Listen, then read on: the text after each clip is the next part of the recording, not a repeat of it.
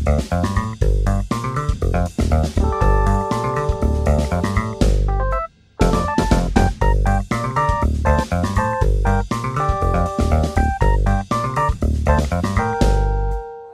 nossa margem, precisa mergulhar na nossa história, né? Nós que naturalizamos as violências e o caráter genocida do nosso sistema penal, nós estamos numa encruzilhada ética e civilizacional.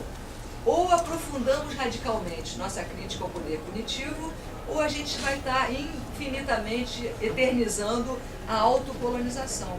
O sistema penal é a maior máquina de verticalização e objetificação e de construção de uma alteridade e de uma identidade deteriorada, né? O outro texto que eu quis trazer para vocês é um texto, ele está inédito ainda, vai sair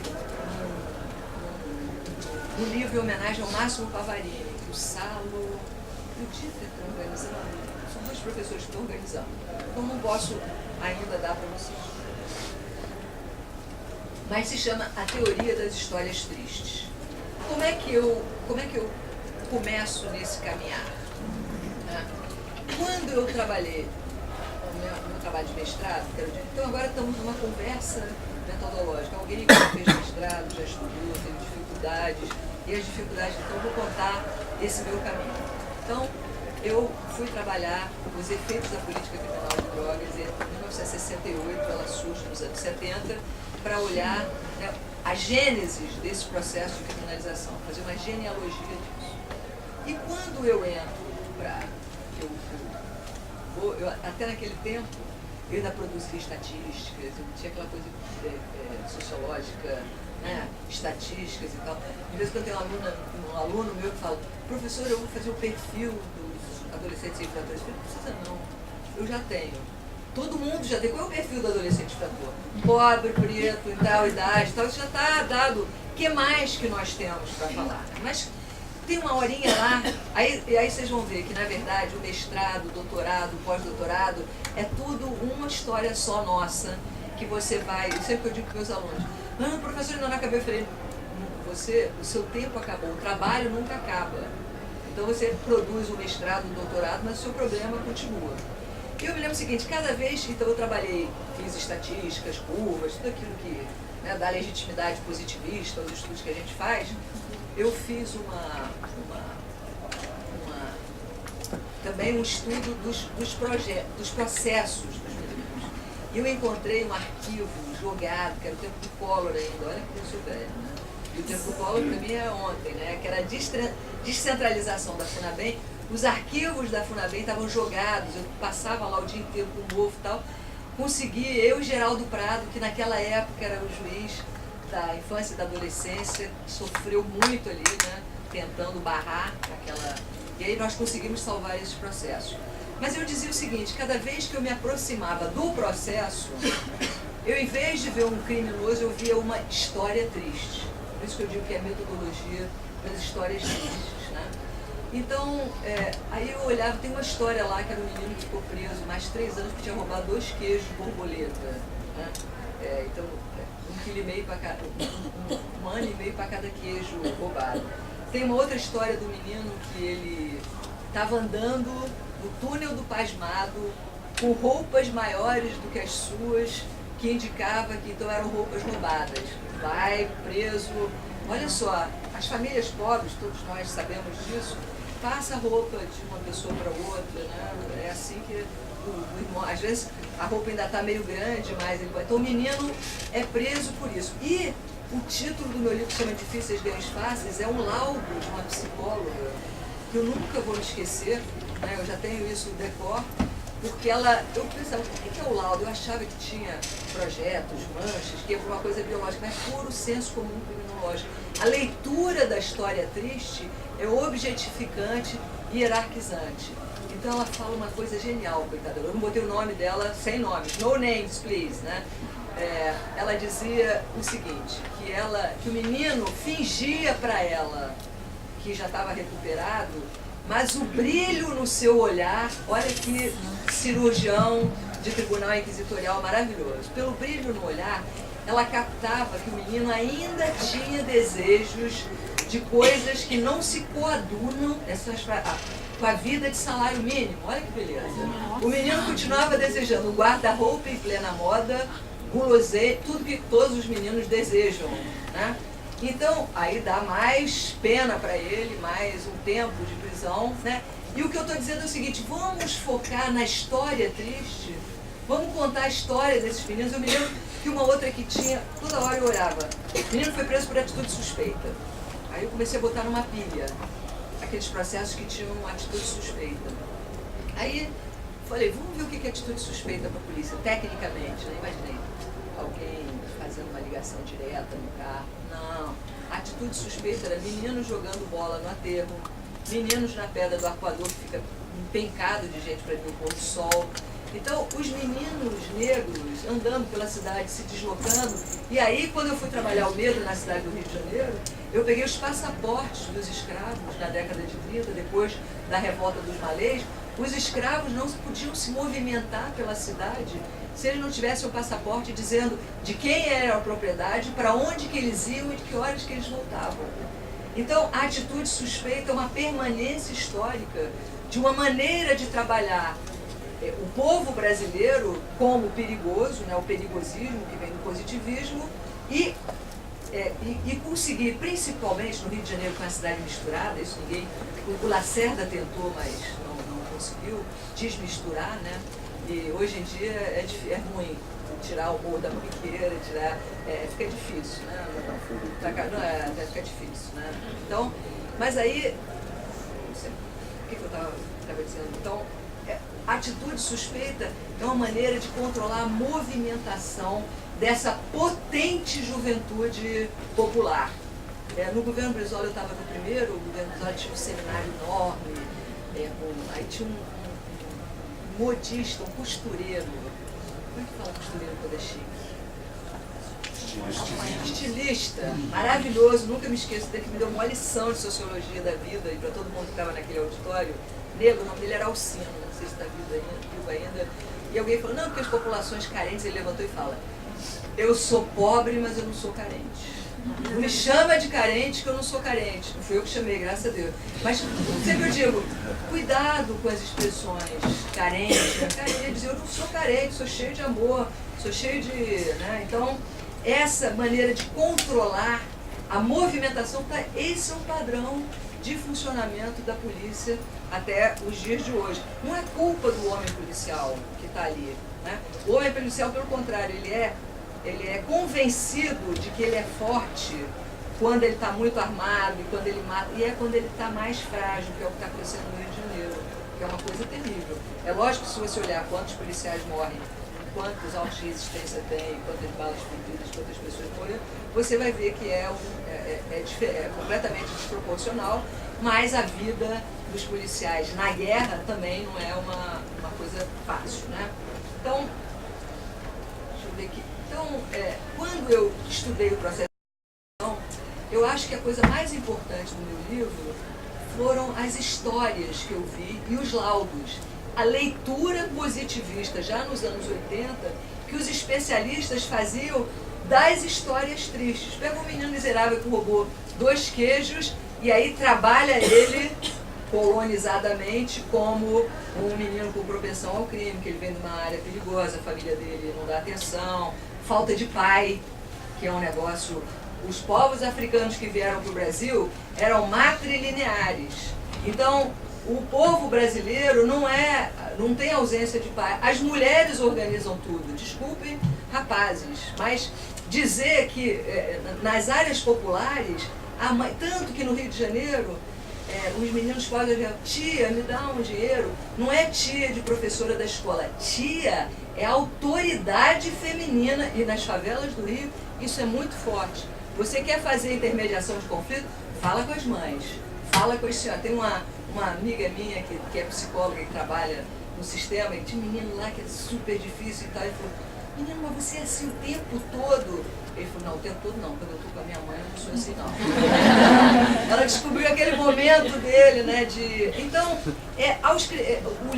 o livro de criminologia do Zaffaroni, chamado Palavra dos Mortos, ele quer exatamente trazer isso. Como é que a gente consegue recuperar né? O grande historiador Carlo Ginzburg, o livro do Zaffaroni, A Palavra dos Mortos, tem a mídia, a acadêmica e a palavra dos mortos, né? Vou dizer, das vítimas, entre aspas, do sistema penal. E o Ginzburg, que eu recomendo para vocês, que tem um livro, Carlo Ginzburg, tem vários livros traduzidos para o português, um deles se chama A História Noturna. O que ele faz? Ele trabalha com os processos inquisitoriais do século XIV numa região italiana chamada Friuli. Então, o processo dele tem uma analogia com o processo da psicanálise, que trabalha com detritos, atos falhos. Ele trabalha o paradigma indiciário. Gislene e Gisali trabalham muito isso. Como é que você reconstitui a vida dos escravos brasileiros se você só tem arquivos deles no penal? Que o Rui Barbosa, o Nilo sempre briga comigo. Rui Barbosa queimou todos os arquivos da escravidão. E ele falou, não, mas foi para não ter, faz a proteção do jurista, porque é um assassinato cultural fantástico, né? Eu sei que na Bahia, por exemplo, há pouco tempo atrás, encontraram numa igreja arquivos, né? Mas então, o Ginzburg, ele propõe, como é que você faz para você trabalhar a bruxa, o que tinha por trás do estereótipo da bruxa, no inquérito oficial, que é a Palavra dos Vencedores. E aí, leiam, ele tem um outro livro, onde ele tem um artigo que se chama O Paradigma Indiciário. Eu agora esqueci o nome do livro. Mitos, emblemas e sinais. Ó, aqui, tá vendo? Mitos, emblemas e sinais. Onde ele... Então, nós temos que procurar indícios por trás do estereótipo, né? E por isso que eu estou dizendo, vamos fazer uma metodologia das histórias tristes. E aí eu me lembrei, o Zaffaroni tenta fazer isso, né? No Rio de Janeiro, o Joel Rufino indicou a crítica da história pela literatura e a importância do delírio. Ele tem um livro que se chama Os 50 livros que ele escreveu, mas nunca vai entrar na academia. Eu acho que não tem um negro na Academia Brasileira de Letras.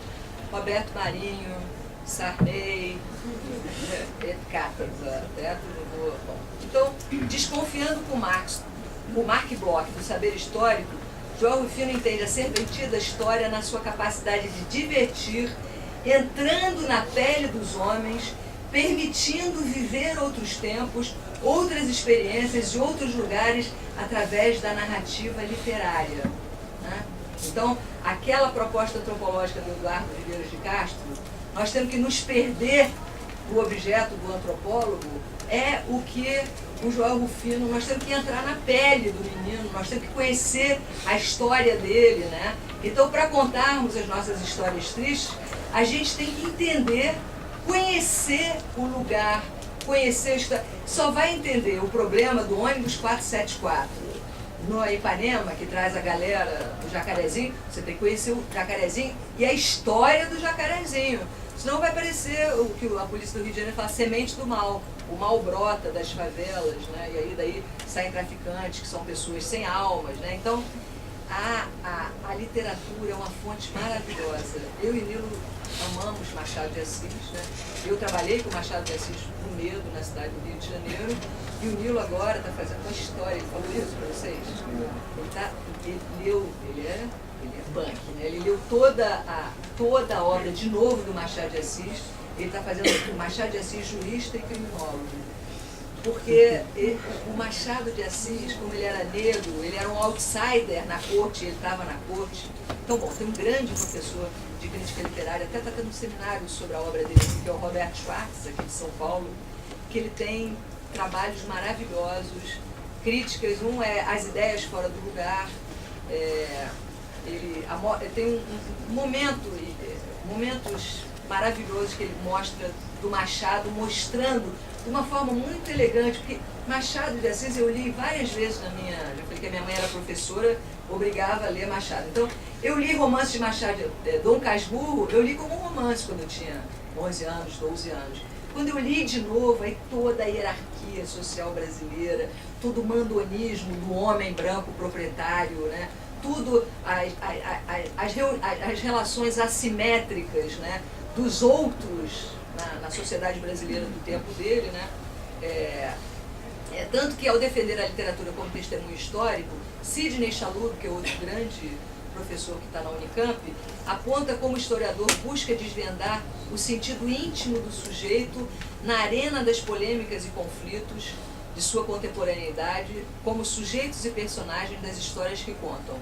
O Nilo me contou que escutou nas aulas que ele teve com o Heleno Fragoso a necessidade de realizarmos uma criminografia, uma escrita das nossas histórias e realidades contra as falsas pretensões científicas da criminologia positivista. Né? Então, já terminando, para dar tempo da gente discutir um pouquinho, no Brasil de hoje, com essa educação pela mídia que a gente está vendo, assistimos à luta na arena da linguagem. Nós perdemos a luta na hegemonia, na disputa pelos discursos. Quem escuta nós nas redes sociais? Se alguma vez alguém da Globo News me chamar para comentar um assunto de violência no Rio de Janeiro, ou eu estou com algum problema, ou a Globo News aconteceu alguma coisa diferente. Porque jamais sou chamada, graças a Deus não faço a menor questão, né? Porque aquilo ali é exatamente para manter essa hierarquização.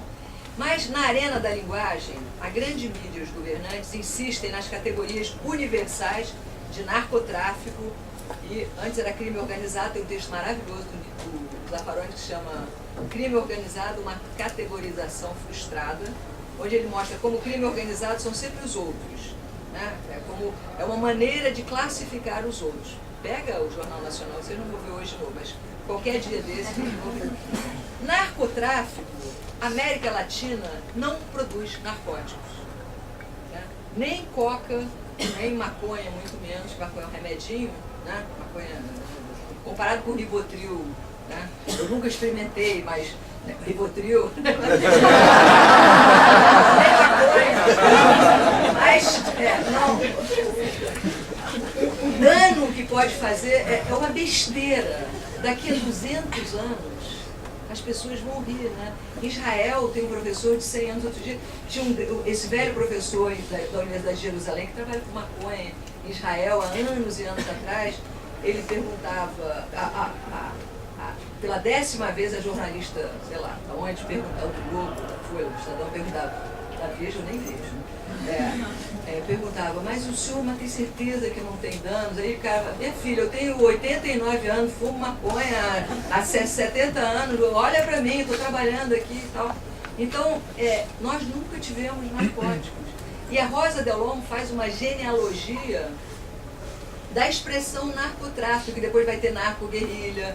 No Rio de Janeiro, todos os anos, o tráfico agora está fazendo como guerrilha, agora é uma guerrilha, achou o acampamento, achou não sei o quê. Então, estes dois dispositivos, né, o dispositivo do narcotráfico e de organizações criminosas, nada ajuda a gente dar um passo à frente. Então, quando você pega as rebeliões carcerárias, tivemos uma crise, aí a questão penitenciária aparece no noticiário para depois desaparecer. E aí essas duas categorias, esses dois, como diria Foucault, dispositivos, narcotráfico e organizações criminosas, explicam tudo. Por que eles estão presos? Porque eles são de organizações criminosas ligadas ao narcotráfico. Tá?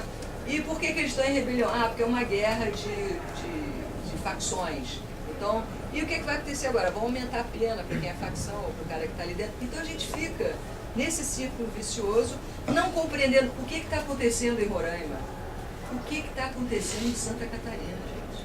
Santa Catarina é o lugar mais branco que eu conheço, né? Talvez o Paraná também, um pouquinho, né? O Rio Grande do Sul não, o Rio Grande do Sul tem também o primeiro governador negro do Brasil, foi gaúcho, foi Alceu Colares. Vou falar qual é o partido que ele era, para não humilhar os outros. Lógico que ele era do PDT. O primeiro, daquele PDT, hein, gente? Não, agora eu sou... E o primeiro índio deputado que foi o Juruna, que era desclassificado todos. Eu me lembro do Zósimo, que era um colunista social do Rio de Janeiro, tem uma estátua dele no Leblon, que todo mundo tira retrato com o Dorival Caymmi, todo mundo tira retrato com o Carlos Drummond de Andrade. A estátua do Zósimo está lá num canto cheio de cocô de passarinho, onde ela deveria estar mesmo. O Zósimo todo dia falava, sabe, tratava o Juruna. Outro dia eu vi esses novos lideranças dos povos originários mostrando a importância do Juruna, um personagem apagado da história do Brasil. Né? E tinha uma história engraçada do Juruna, que ele levava um gravador, ele falava, quando eu converso com o branco, eu tenho que gravar, que o branco sempre mente, nunca se conta. Então ele gravava, então, uma coisa maravilhosa. Então, fugir dessas categorias, né? E se a gente ampliar nossa visão e nossa imaginação para um pouco além do nosso jardim, a gente pode entender a demanda por ordem na dimensão do nosso continente. Afinal, um brasileiro do litoral pode ter mais a ver com o caribenho da Colômbia do que com o gaúcho dos Pampas. Ao mesmo tempo, os povos amazônicos são atravessados por dinâmicas e fluxos que se encontram em todos os países que têm fronteira com a floresta, com a grande floresta.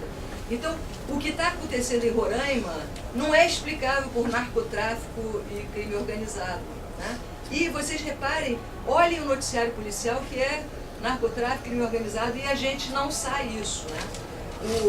Tem um argentino chamado Eduardo Brunner, que ele afirma que a forma campo de concentração que surgiu no sul da África no fim do século XIX, e não na Alemanha, o nome dele é Eduardo Brunner, não teria surgido sem a plantation escravista americana e o semi-escravismo ameríndio. É como se os séculos de colonialismo escravista tivessem criado uma espécie de colchão de tolerância para o intolerável. Trabalhando o detalhe das plantations como controle planejado, racional e despótico no regime de administração total e de extermínio, quando necessário, ele vai abordar os 5 séculos de naturalização desse processo como um analisador da modernidade das Américas e também do capitalismo nas Américas. Tendo como referências principais a escravidão africana e o silêncio sobre a primeira revolução das Américas, a Revolução do Haiti, ele vai fazer a crítica da modernidade europeia e eurocêntrica a partir dessa colonialidade do poder. Né? No livro, esse autor trabalha a escravidão afro-americana como instituição jurídica, constituindo-se um dos fantasmas que marca e fratura a modernidade ocidental. Não dá para pensar nada no Brasil sem pensar essa fratura. Principalmente, né, vamos dizer, essa saída jurídica liberal de 1824, da primeira Constituição, que diz, olha, rege a propriedade em toda a sua plenitude. Então a escravidão é legitimada e o escravo ele era coisa perante o ordenamento jurídico como um todo. O sequestro de um escravo era computado na polícia como um roubo e ele só era sujeito perante o direito penal. Tanto que tem várias histórias, tem um livro chamado Liberata, que conta a história de alguns africanos do século XIX, que vão, como eles são sujeitos, eles tentam, na instância penal, conseguir, né, montar uma resistência sobre a liberdade deles e tal. Então, a escravidão e a Revolução Haitiana seriam vetores de destotalização do eurocentrismo. Esse Eduardo Brunner narra uma conversa entre Darcy Ribeiro e Claude Lévi-Strauss, no qual o brasileiro apresenta o seu trabalho de campo, um jovem Darcy Ribeiro, com dúvidas e inquietações. Segundo a lenda, o antropólogo francês que eu adoro, nada eurocêntrico, teria encarado Darcy e dito: "Ah, monsieur, la théorie, c'est à nous." Nós fazemos a teoria, faz a sua pesquisa e lá, olha só, o Lévi-Strauss é uma lenda, não sei se é verdadeira. A tese de Brunner, então, é que devemos nos apropriar das grandes teorias europeias para reescrevê-las na lógica da nossa própria situação, ressignificando-as. Trata-se, então, de uma contramodernidade através de uma transculturação catastrófica, que é a proposta do Eduardo Brunner. Né? Quando eu trabalho o medo como, vamos dizer, a linha de compreensão das políticas de truculência, o medo da rebelião escrava, né? Então eu digo o seguinte: em muitos anos de pesquisa e reflexão sobre a questão criminal, eu construí um total descrédito pela prisão. Qualquer pessoa que lê criminologia mesmo, né? Não está só com um pedacinho positivista. E travar um conhecimento. Eu tenho a história de um policial que ele estava no auge de uma operação lá, quem conta isso é o Zagones, estava numa operação policial, e o policial chega para ele e fala, doutor, se eu morasse aqui eu também ia ter uma arma, e também ia... Essa compreensão só quando a gente se debruça, né, sobre a prisão. Então, seu fracasso retumbante só se explica pelas suas finalidades ocultas. Concentração truculenta dos pobres e dos resistentes ao capitalismo. Ao propormos, então, que eu estou propondo aqui, uma opção metodológica pela narratividade e pelas histórias, pensamos em desvelar o que essas duas categorias, narcotráfico e organização criminosa, tentam esconder. Não conheci melhor e mais contundente crítica ao punitivismo da Lei Maria da Penha do que a descrição dos efeitos sobre a família em carne e osso com a prisão do agressor na pesquisa realizada por Marília Montenegro, da grandiosa Escola de Criminologia da Vera Andrade.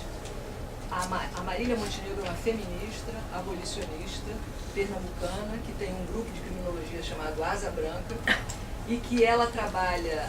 Isso, eu sei que isso é uma discussão delicada, né, de trabalhar, né, os efeitos da Lei Maria da Penha, mas ela conta uma história, né, de uma mulher que denuncia o marido, um homem pobre, claro, e aí o marido é preso. Quando tem o julgamento do marido, ela vai com os filhos. Quando aparece o cara apanhou na prisão, a família e os filhos, ela, não era isso que ela queria, ela queria ser protegida, mas ela não imaginava, né? Então, essas histórias, né, contar, eu me lembro que tinha uma aluna que fez sobre mulheres de presos. Ela falava, ela trazia escrito, estatísticas, coisas, professora, eu fui em Bangu hoje, a senhora não imagina, a senhora tem 20 anos, poxa, tem um monte de lojinha que em torno dos presídios tem toda uma economia aqui, isso também tem, né, e até uma economia que é já organizada por uma das empresas, né, uma das firmas, né. E aí ela dizia, pô, vende batom, você pode comprar roupa, pode fazer não sei o quê, pode trocar de roupa, se maquiar, tem cabeleireiro, tem para as visitas íntimas. Eu falava, bota isso no teu trabalho. Então, caderninho do etnográfico, na etnografia, muitas vezes a gente vai para o campo, já eu tento segurar os meus alunos que têm desejo de ir para o campo, né, doidos para ir para o campo, não adianta você ir para o campo, primeiro estrutura o que você quer, senão você acaba indo para o campo só para referendar as suas ideias, você vai com a sua categoria e você não vê nada. O campo tem que nos surpreender, nós temos que nos perder ali. As nossas categorias têm que ser enfrentadas à luz da nossa realidade, dos corredores sinistros. Olha, vai sair um livro, o lançamento dele vai ser dia 23 de setembro aqui em São Paulo, do menino que foi preso 7 meses em Bangu por causa das manifestações políticas, chamado Igor Mendes.